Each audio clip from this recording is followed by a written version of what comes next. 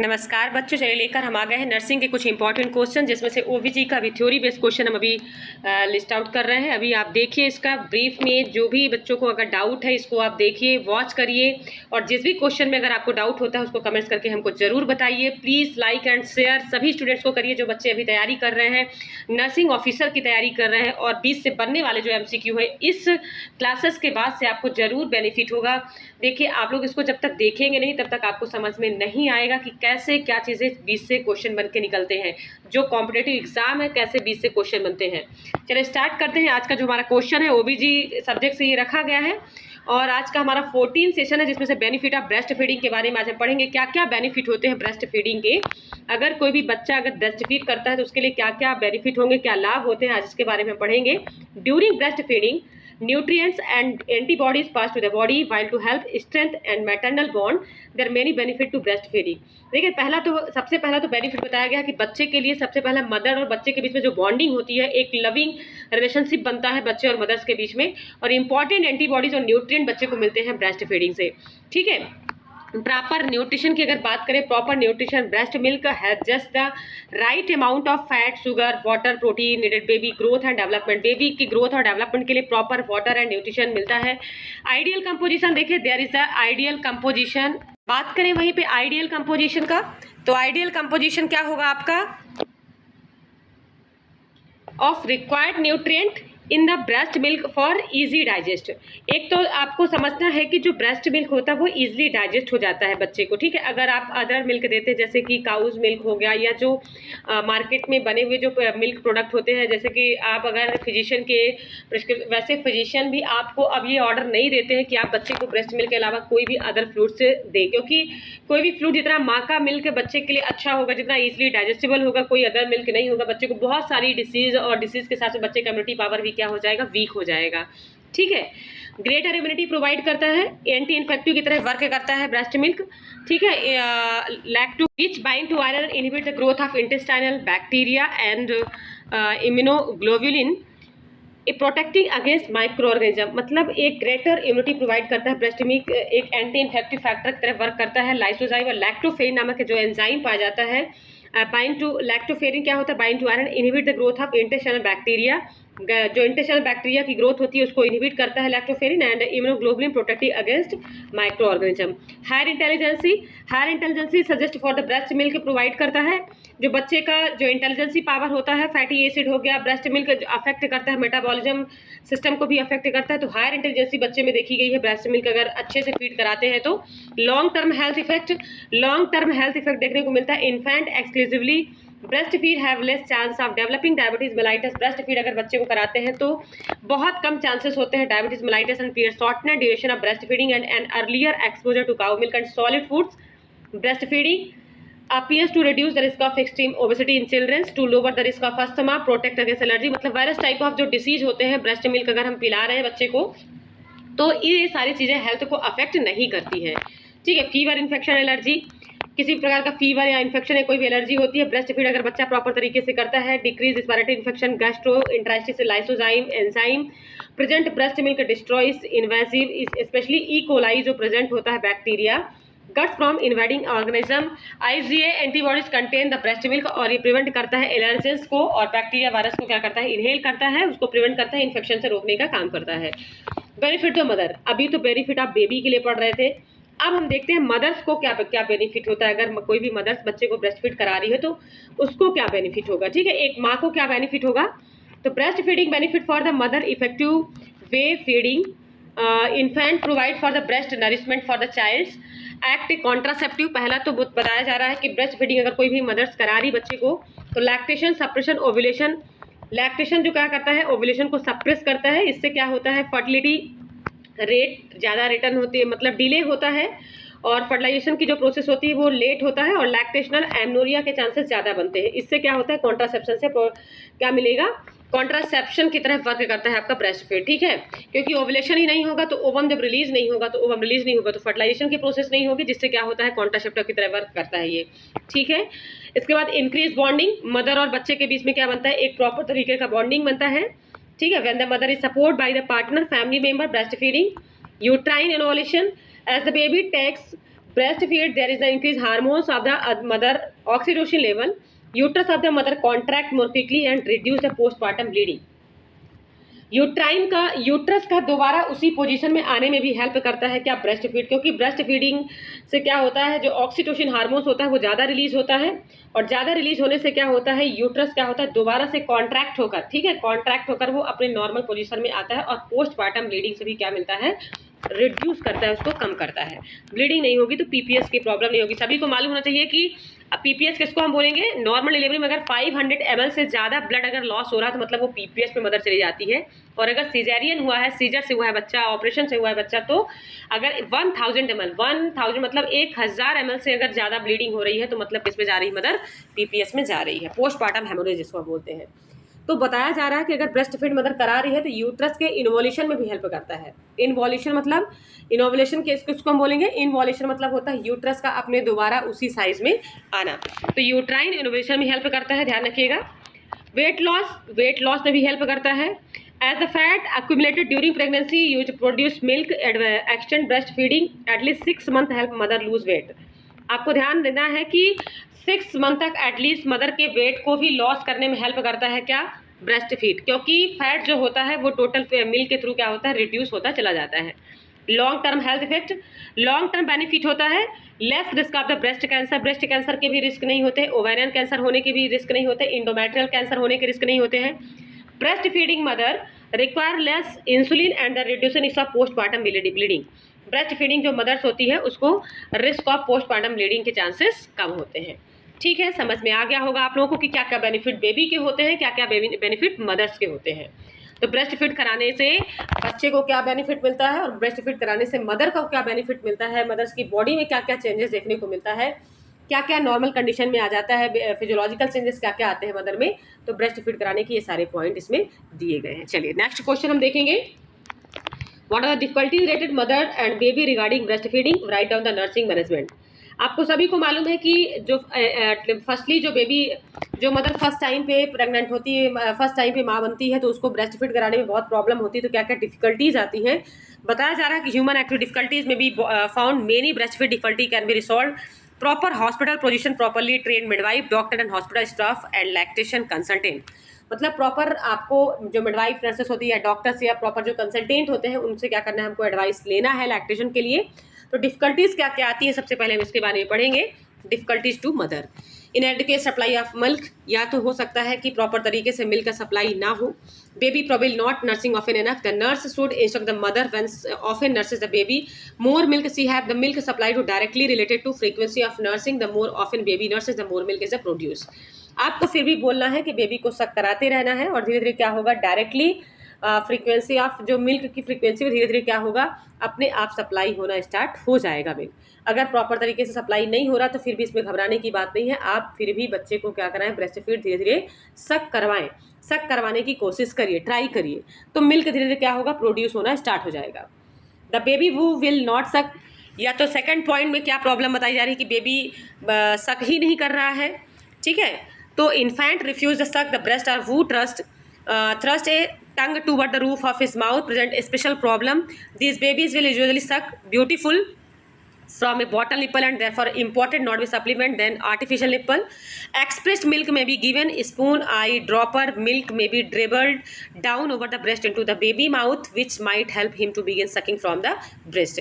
अगर बेबी सक नहीं कर रहा तो आपको बॉटल फीडिंग नहीं देना है, आपको फिर क्या करना है, आपको ब्रेस्ट मिल्क को एक्सप्रेस करके स्पून में अथवा आई ड्रॉपर में क्या करना है, मिल्क को निकालना है, एक्सक्यूज करना है, एक्सक्यूज करके क्या करना है, बेबी को पिलाना है, और धीरे धीरे बेबी को क्या करना है, हेल्प करना है sucking from the breast. Breast को किस तरह से सक करें उस तरह आपको बेबी को क्या करना है, हेल्प कराना है वहाँ पे, ठीक है। तो फिर धीरे धीरे बच्चा क्या होगा, जैसे ही उसकी भूख शांत होगी, जैसा वो अगर बच्चा भूखा है उसको मिल्क मिलना स्टार्ट हो जाएगा, धीरे धीरे क्या सीख जाएगा, वो सक करना सीख जाएगा। देन इसके बाद breast elements, breast elements such as engorgement of breast, cracked nipple and mastitis, consult of the physician, ointment begins, the shall be nursery। अगर ब्रेस्ट एलिमेंट्स हुआ है, अगर इंगॉर्जमेंट हो गया, अगर क्रैक हो गया है निप्पल या किसी प्रकार का पस फॉर्म हो रहा है, तो आपको फिजिशियन के थ्रू या कंसल्टेंट के थ्रू क्या करना है, वहाँ पे आपको ऑइंटमेंट वगैरह लेना है जिससे वो ठीक हो सके, ठीक है। एंजाइटी एंड स्ट्रेस, मदर को अगर किसी प्रकार का एंजाइटी है, इमोशनली ट्रोमा या किसी प्रकार का मिल्क इजेक्शन उसको प्रॉब्लम हो रही है, मिल्क इजेक्ट आउट नहीं हो रहा है, तो फिर आपको इंक्रेज करना है, कंसंट्रेट करना है जब बेबी को वो मिल्क पिलाए। मदर्स बेबी को जब मिल्क पिलाती है उस समय मदर्स को प्रॉपर तरीके से कंसंट्रेट करना अपने बच्चे में, और जैसे ही माँ का और बच्चे का बॉन्डिंग एक लविंग रिलेशनशिप बनता है, ऑटोमेटिक क्या होता है, ऑक्सीटोसिन हार्मोन्स रिलीज होता है, और धीरे धीरे क्या होता है, बच्चे की जो मदर की एंजाइटी होती है, इमोशनली जो ट्रोमा होता है, वो धीरे धीरे क्या होता है, कम होना स्टार्ट हो जाता है। और हमारा उद्देश्य होना चाहिए कि thought toward something other cause और अपसेट, हम किसी प्रकार का अपसेट या स्ट्रेस की कंडीशन में बच्चे को ब्रेस्ट फीड ना कराएं, ठीक है। तो एंजाइटी और स्ट्रेस को हमको क्या करना है, वहाँ पे कम करना है, क्योंकि एंजाइटी और स्ट्रेस होगा तो फिर ऑक्सीटोसिन हार्मोन्स रिलीज नहीं होगा, जिससे प्रोलैक्टिन हार्मोन्स क्या करेगा, मिल्क को प्रोड्यूस नहीं कर पाएगा, और मिल्क जैसे प्रोड्यूस नहीं होगा तो बच्चा सक नहीं करेगा। इस प्रकार से एंजाइटी और स्ट्रेस में क्या करना है, उसको हमको कम करवाना है। तो एक तो ये प्रॉब्लम होती है एंजाइटी और स्ट्रेस का। फिर blister nipple, blister nipple usually indicates the improper sucking of the baby अगर प्रॉपर तरीके से सक नहीं करता है तो ब्लिस्टर पड़ जाते हैं निप्पल में, क्योंकि मिल्क का दबाव वहाँ पे स्टार्ट हो जाता है, जिससे इन्फेंट ग्रास्पिंग वाली the nipple and not the areolar area blister में भी will be broken. Ultraviolet light and resting the nipple 24 to 48 hours preferred method of the treatment. तो अल्ट्रा यूवी लाइट से आपको रेस्टिंग ऑफ द निप्पल को 24 से 48 hours तक क्या करना है, मदर्स को ट्रीटमेंट मेथड्स के थ्रू क्या करना, प्रिफर कराना है, जिससे ब्लिस्टर क्या हो सके, निप्पल्स के ठीक हो सके। देन इसके बाद क्या प्रॉब्लम आती है, poor attachment of breast, short nipple, abnormally large nipple. Short nipple में क्या होगा, both the breast nipple short nipple can cause problem, mother should be reassured of this, ठीक है। Poor attachment of breast, breast का poor attachment होगा, बच्चे का जो माउथ है वो अरियोला के आउटसाइड होगा अगर, तो बच्चा फिर सक नहीं कर पाएगा। एबनॉर्मली लार्ज निप्पल, अगर बहुत ज़्यादा लार्ज है तो mouth not be able to get beyond the nipple, तो lactation should be initiate, express the milk, use the baby grow and breast and nipple become the, मतलब हर तरह की कंडीशन देखिए क्रिएट होती है। एक फिजियोलॉजिकल जो फिनोमिना होता है मदर्स का, किस तरह से क्या क्या प्रॉब्लम बन सकते हैं ब्रेस्ट फीड कराने में, तो ये सारी चीज़। इन्वर्टेड एंड फ्लैट निप्पल, अगर निप्पल इन्वर्टेड है या फ्लैट है तो many babies able to attach the breast even if the nipple considered unfavourable, difficulties cases necessary to initiate lactation, आपको फिर भी क्या करना है, इनिशिएट करना है ब्रेस्ट फीड के लिए, और एक्सप्रेस करना है ब्रेस्ट को। Delay attempt to attach the baby breast feeding, ताकि बच्चे को क्या करना है, अटैच करना है ब्रेस्ट में, ताकि बच्चा प्रॉपर तरीके से फीड कर सके, ठीक है। और ब्रेस्ट टिश्यू मोर प्रोट्रैक्टाइल, ताकि प्रोट्रैक्टाइल जो ब्रेस्ट टिश्यू है प्रॉपर तरीके से सॉफ्ट एंड प्रोट्रैक्टाइल हो सके, जिससे क्या होता है, बच्चा प्रॉपर तरीके से माउथ में सक कर सके ब्रेस्ट को, ठीक है। तो इस तरह से ये प्रॉब्लम देखने को मिलती है। तो फिर आपका क्या वर्क बनता है, आपकी क्या रिस्पॉन्सिबिलिटी बनती है, आपको वहाँ पे देखना है। तो ये तो मदर्स के लिए डिफिकल्टीज हो गई। अब बेबी के लिए क्या क्या डिफिकल्टीज आती है। पहला डिफिकल्टीज, अगर बच्चा लो बर्थ वेट है, ठीक है, अगर बच्चे का 250 ग्राम से अगर 2.5 kg से बच्चे का वेट अगर कम है तो बच्चा सक नहीं कर पाएगा। टेम्पररी इलनेस, बच्चा अगर मान लीजिए तुरंत बीमार हो जाता है, respiratory tract infection, nasal obstruction या कंजेशन या जॉइंटिस, या due to lack proper nipple stimulate अगर नहीं हुआ है, ठीक है, तो बच्चे को क्या होगा, डिफिकल्टीज होगी। ओवर डाइजेशन ऑफ स्टमक, अगर ओवर डिस्टेंशन ऑफ स्टमक में स्वॉलोड एयर, अगर मान लीजिए बच्चा एयर सॉल्व कर जाता है, prevented burped the baby several time during feeding, feeding के बाद आपको क्या करना है, ओवर डिस्टेंशन ऑफ स्टमक में अगर एयर को सॉल्व कर जाता है ड्यूरिंग ब्रेस्ट फीड के टाइम पे, तो आपको क्या करना है, हर टाइम पे जैसे ही आप अगर फीड कराते हो तो बर्पिंग ऑफ द बेबी को बर्पिंग कराना है, जिससे क्या हो सके, प्रिवेंट करना है आपको एयर को सॉल्व ना कर पाए, ठीक है, एयर ना जाने पाए बच्चे में, ठीक है। सॉल्व कर जाएगा तो बच्चा क्या कर जाएगा, रिगर्जिटेट कर जाएगा, तो इससे बच्चे की डेथ होने के भी चांसेस बन सकते हैं, ठीक है। क्लेफ्ट पैलेट, अगर क्लेफ्ट पैलेट वाला बच्चा है तो बच्चे को प्रॉब्लम होगी, तो वहाँ पे क्या करना है, unable to form vacuum and thrust form a treat out the breast and nipple feeding, express milk को एक्सप्रेस करना है आपको ब्रेस्ट फीड को, ठीक है। Special T device can be done until the baby has at surgical repair, feeding with spoon can be in other method. आपको क्या करना है, बच्चा क्लेफ्ट पैलेट वाला है तो उसको सक करने में प्रॉब्लम होगी, तो फिर या तो फिर आप बच्चे को स्पून के माध्यम से मिल्क पिलाएं, या तो फिर सर्जरी मेथड के थ्रू क्या करने बच्चे को मिल्क पिलाना है। तो ये सारी प्रॉब्लम आती है बच्चे को ब्रेस्ट फीडिंग के टाइम पर। समझ में आ गया होगा आप लोगों को कि क्या क्या मदर्स को प्रॉब्लम देखने को मिलती है ड्यूरिंग ब्रेस्ट फीड कराने के टाइम पे, और क्या बच्चे में प्रॉब्लम देखने को मिलती है। नेक्स्ट क्वेश्चन हमारा है Contra indication of breast feeding, किस दौरान पर ब्रेस्ट फीड नहीं कराना है, किस दौरान पर कॉन्ट्रा इंडिकेटेड होता है, ठीक है। तो सबसे पहला है ड्रग यूज फॉर कैंसर, अगर आप ड्रग यूज करते हो कैंसर का, radio active isotope certain hormones when the mothers any breast feeding should be suspended, आपको वहाँ पे ब्रेस्ट फीड नहीं कराना है मदर्स को। देन इसके बाद बच्चे को ब्रेस्ट फीड नहीं कराना है मदर को, ठीक है। HIV इन्फेक्शन अगर है तो वहाँ पे ब्रेस्ट मिल्क नहीं कराना है। क्रोनिक मेडिकल इलनेस अगर है वहाँ पे, पल्मोनरी TB है, प्यूपेरियल साइकोसिस की प्रॉब्लम है, women high anti epileptic, anti coagulation या एंटी थायराइड ड्रग्स अगर ले रही है वहाँ पे ब्रेस्ट फीड नहीं कराना है। ब्रेस्ट फीडिंग में भी suspended when the mother treated metronidazole and chloramphenicol, आपको वहाँ पे भी नहीं ब्रेस्ट फीड कराना है जब मदर्स मेट्रोनिडाजोल या तो फिर क्लोरमफेनिकॉल नामक ड्रग्स अगर लेती है तो वहाँ पे मदर बच्चे को ब्रेस्ट फीड नहीं कराना है। चलिए, ये तो प्रॉब्लम, ये तो देखने को मिला कि यहाँ पे क्या किस कंडीशन पे मदर्स को बच्चे को ब्रेस्ट फीड नहीं कराना है, कॉन्ट्राइंडिकेटेड कहाँ कहाँ पे है, ठीक है। अब हम देखेंगे difference between complementary and supplementary feeding. क्या डिफरेंस होता है कॉम्प्लीमेंट्री फीडिंग और सप्लीमेंट्री फीडिंग में? तो complementary feeding are given after giving the baby breast feed. Complementary feed may become necessary for babies who are small for dates, lethargic, jaundice, difficulties to attach, mother may be instructed to given express milk by bottle, ठीक है। Complementary feeding क्या होती है? Mother instruct करती है, ठीक है, express करती है मिल्क बाई बॉटल, बॉटल के थ्रू क्या करती है, मिल्क को एक्सप्रेस करती है, बच्चे को पिलाती है। और कॉम्प्लीमेंट्री फीडिंग में और भी बताया गया है कि क्या क्या बेबी के लिए स्मॉल डेट, लिथार्जी या जॉइंडिस की प्रॉब्लम हो या कोई भी डिफिकल्टीज अगर हो रही है उस कंडीशन पे क्या करते हैं हम complementary feeding baby breast feed कराता है, ठीक है। Given after giving the baby, complementary feeding are given after giving the baby breast feed. Supplementary feed given in place of breastfeed that justified only case the mother has severe illness because each breast feed missed by the baby will interfere with the established lactation, damage the mother confidence. Supplementary feeding are given in place of breastfeed। देखिए breast feed के स्थान पर आपको ध्यान रखना है कि जो कॉम्प्लीमेंट्री फीडिंग होती है, बेबी जब ब्रेस्ट फीड कर लेता है उसके बाद हम क्या करते हैं कॉम्प्लीमेंट्री फीडिंग देते हैं। क्यों देते हैं? लिथार्जिक होता है बच्चा या तो फिर स्मॉल डेट होता है, जॉइंडिस या डिफिकल्टीज होती है या बच्चे को, तो इंस्ट्रक्ट करते हैं एक्सप्रेस करके मिल्क को बॉटल के थ्रू क्या करना, बच्चे को पिलाना।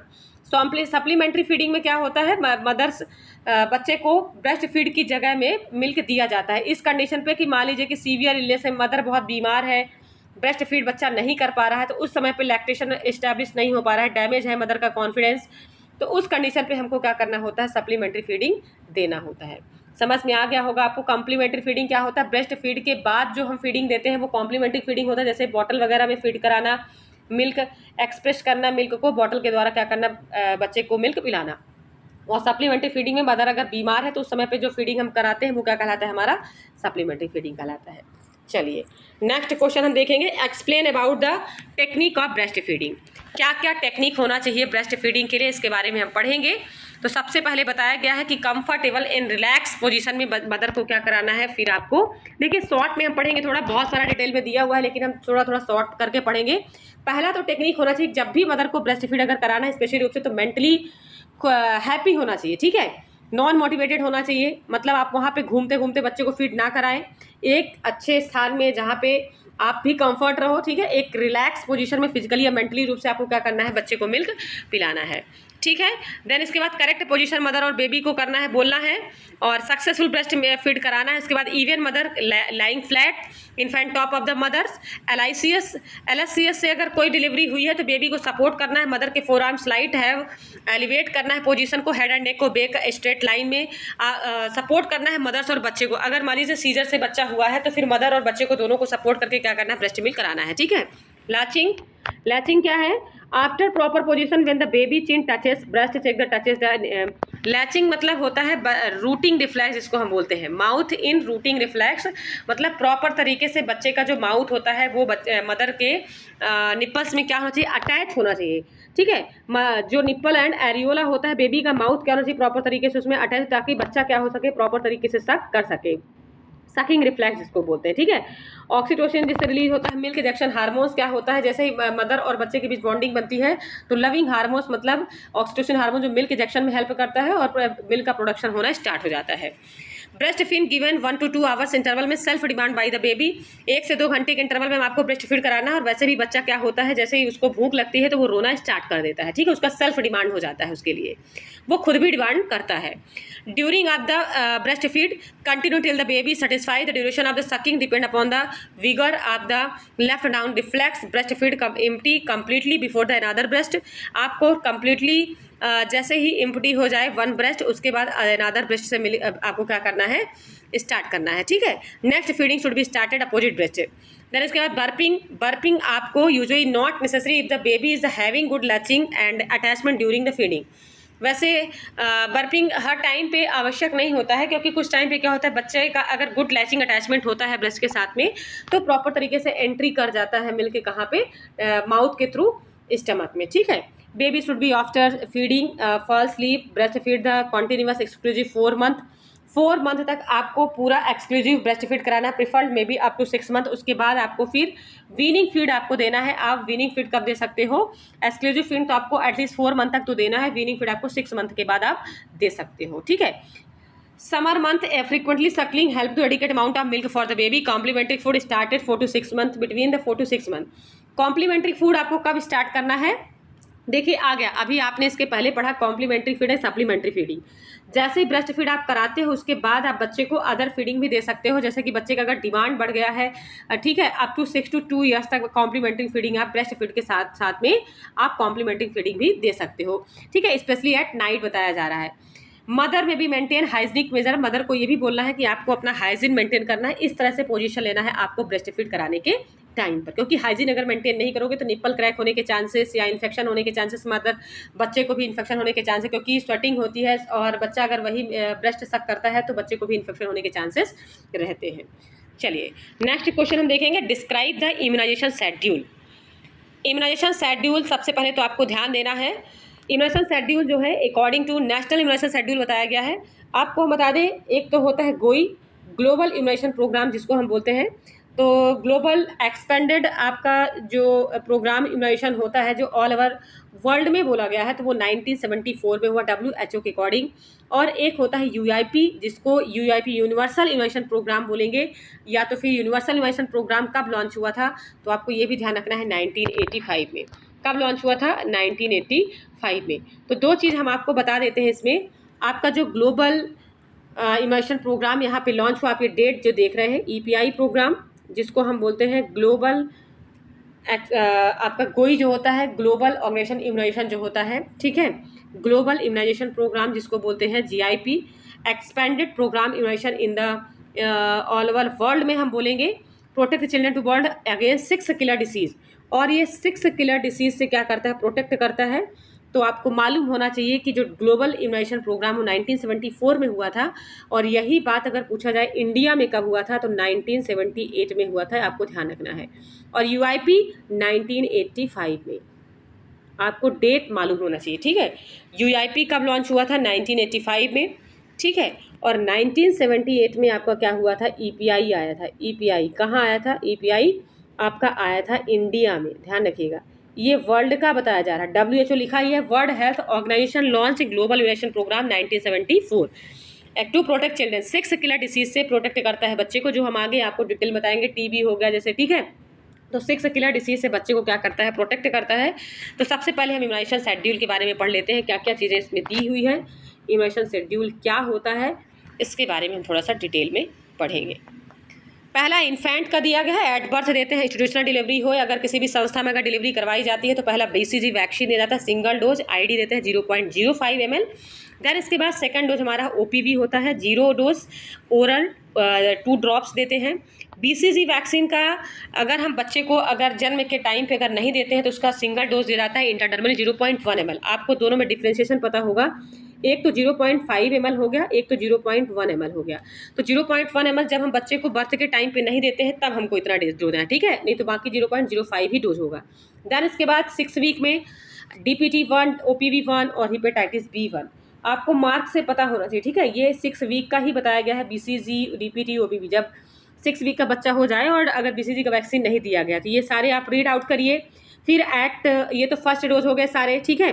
ओरल देंगे OPV, हेपेटाइटिस IM देते हैं और DPT भी IM देते हैं। देन इसके बाद सेकंड डोज वही सेम डोज आपका रिपीट हुआ है 10 वीक्स में, उसके बाद वही सेम डोज आपका 14 वीक्स में हुआ है। देन इसके बाद आपको ध्यान रखना है 9 मंथ में मीजल्स का सिंगल डोज दिया जाता है सबक्यूटेनियस 0.5 ml के, सभी का डोज 0.5 ही है, लेकिन आपको ध्यान रखना है पोलियो का जो होता है वो ड्रॉप्स में होता है, बाकी सारे डोज क्या होते हैं आपके आपके ml में दिए जाते हैं। देन इसके बाद ये तो इन्फेंट का हो गया, और इन्फेंट की एज कितनी होती है आपको सभी को मालूम होता है। मैं एज ग्रुप बता देती हूँ। जन्म से लेकर मतलब 28 डेज से लेकर, क्योंकि 28 का बच्चा क्या होता है, न्यू बॉर्न बेबी कहलाता है। 28 डेज से लेकर 1 ईयर का जो बच्चा होता है, 1 साल का जो बच्चा होता है, उसको हम इन्फेंट बोलते हैं। देन इसके बाद चिल्ड्रेन जो होता है 16 to 24 month, 60 to 24 month DPT का वैक्सीन जो बूस्टर डोज होता है उसको हम लगाते हैं। फिर उसके बाद ओपीवी का बूस्टर डोज लगता है। देन इसके बाद डीटी लगाते हैं। आपको हम बता दें कि इसमें पी क्यों नहीं है, क्योंकि पी क्या होता है, अगर हम पर्टूसिस की वैक्सीन अगर हम देते हैं, बच्चा अगर 6 साल का 5 से 6 साल का बच्चा हो जाता है तो उस समय पे क्या होता है, उसके नर्वस सिस्टम में अफेक्ट आता है। न्यूरोलॉजिकल कंडीशन में अगर अफेक्ट आता है तो उस समय पे हम फिर पर्टूसिस वैक्सीन वहाँ से हटा देते हैं। ठीक है, 5 to 6 ईयर में हम क्या देते हैं, डीटी वैक्सीन देते हैं। सिंगल डोज देंगे हम इंट्रामस्कुलर, आईएम ही देते हैं। सारे वैक्सीन आईएम देते हैं। केवल मीजल्स क्या होता है आपका सबक्यूटेनियस दिया जाता है, और ओपीवी ओरल दिया जाता है, और बीसीजी आईडी दिया जाता है।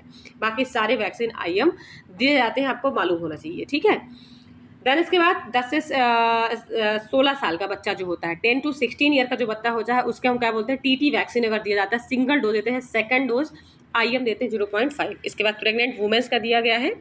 प्रेग्नेंट वुमेन्स का अर्ली प्रेगनेंसी में टीटी का फर्स्ट डोज देंगे, उसके बाद हम सेकंड डोज देते हैं, उसके बाद आईएम देंगे 0.5 ml, और इंट्रामस्कुलर देते हैं। ध्यान रखना है आपको। ठीक है, कैसा देंगे डोज, इंट्रामस्कुलर देते हैं। तो देखिए इसमें बताया जा रहा है interval between 2 dose should not be less than 1 month. Minor cough, cold, mild fever, diarrhoea किस कंडीशन पे हम नहीं देंगे, तो 2 doses not be less than 1 month. 2 dose का अगर हम किसी भी बच्चे को 2 डोज की वैक्सीन अगर देते हैं तो उसका जो इंटरवल है ड्यूरेशन 1 मंथ का ड्यूरेशन उसमें होना ही चाहिए। और अगर कफ कोल्ड है, डायरिया है बच्चे को, और अगर फीवर है तो उस कंडीशन पे वैक्सीन नहीं देना है। कुछ कंडीशन में hepatitis B vaccine routine immunisation देना है बच्चे को। BCG vaccine given protect child against TB. अब इसमें वैक्सीन के एक्शन दिए हुए हैं। Delay between does not interfere with the final immunity achieved, no basis of mistaken believe that second or third dose immunization delays, immunization schedule must be started all over again. So if the child missed a dose, the whole schedule need not be repeated again. BCG dose to given to protect the child against the tuberculosis. Polio vaccine drop to protect the child against polio paralysis. DPT is given against diphtheria. ये सारे vaccine के बारे में बताए गए हैं कि जो बीसीजी अगर वैक्सीन है तो उसको हम किसके लिए प्रोटेक्ट करने के लिए देते हैं, टीबी को। ठीक है, पोलियो वैक्सीन पैरालिसिस को रोकने के लिए देते हैं। पोलियो पैरालिसिस होने से डीपीटी हम डिप्थीरिया, पर्टूसिस, टिटनेस को रोकने के लिए देते हैं। मीजल्स जो होता है, मीजल्स के डिसीज़ को रोकने के लिए, हेपेटाइटिस बी, चाइल्ड को हेपेटाइटिस होने से रोकने के लिए वैक्सीन दिया जाता है। इनके एक्शन के बारे में ये बताया गया है यहाँ पे। तो चलिए धन्यवाद। इसके बाद हमारा नेक्स्ट क्वेश्चन है जो हम कल पढ़ेंगे, list out the 6 killer disease के बारे में कल पढ़ेंगे। क्या क्या 6 किलर डिसीज़ होती है, आप इसको कमेंट्स करके हमको बताइए फास्ट। और जिन बच्चों का फास्ट अगर कमेंट्स होगा हम उसको नेक्स्ट उसमें क्लास में एक फ्री क्लास और एक फ्री अपॉर्चुनिटी हम अपने क्लास में देंगे। धन्यवाद। एक नए सेशन के साथ में कल हम फिर से लेके आएंगे नर्सिंग के कुछ इंपॉर्टेंट क्वेश्चन।